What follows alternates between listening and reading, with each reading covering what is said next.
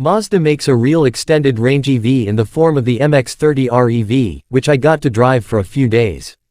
I developed strong opinions about it. If you've been following this website for a few years, you may remember that I tested the original all-electric Mazda MX-30 back in 2021. I also did a 70 mph winter range test, which ended after just 84 miles. I had to crawl along at no more than 50 mph for the last few miles with the amber turtle lighting up in the gauge clust.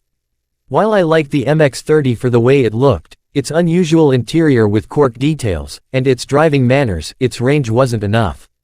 The pure BEV version of the model had a 35 kWh battery pack with a usable capacity of 30.5 kWh, giving it an EPA range of 92 miles.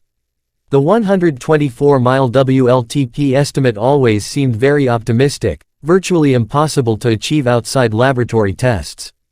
That's why I was quite excited to get behind the wheel of the MX-30 REV, which has half the battery capacity of the pure electric model, 17.8 kWh gross, about 15 kWh usable, as well as a 13.2-gallon tank to fuel its rotary range extender. Since there is no plan to sell the extended range version in the US, it doesn't have an EPA estimated range, but in Europe, it should cover up to 423 miles on a full battery and tank on the WLTP cycle. I never saw more than 280 miles of predicted range. The MX-30 REV has no way for its combustion engine to power the wheels directly. It is an 830cc single-rotor Wankel unit located under the MX-30's quite long hood. You hear it start up regularly as you drive the car, although this also depends on the selected driving mode, of which there are 3. It has a normal mode, which lets the vehicle decide when to charge the battery. In this mode, you won't hear the engine start up unless you floor it, but it will start once the state of charge dips below 45%. It's worth noting that the MX-30 REV's claimed WLTP electric-only range is 53 miles. But during my time with the vehicle, with temperatures hovering a few degrees above freezing point, it never displayed a range of more than 30 miles. The big change for me was that the battery meter was no longer scary in the REV. In the fully electric model, I was always glancing down at the range prediction. As much as I liked the MX-30 during my initial drive, it was marred by the range anxiety that I felt while I had the car. With the onboard generator, though, this is not something you think about anymore. I just drove this like a normal car and only charged it once to see how close it came to reaching its maximum charging rate of 36 kilowatts.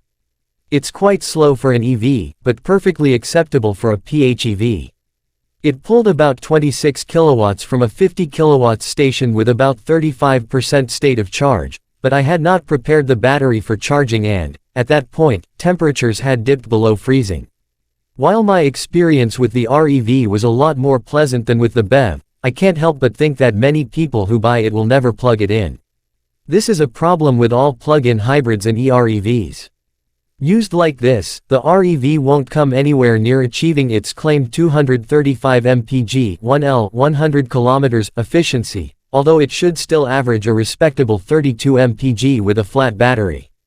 When BMW increased the size of the i3's battery pack, it also decided to ditch the range extender option, so perhaps Mazda should have done the same with the MX-30 and simply not bothered with the tiny Wankel generator.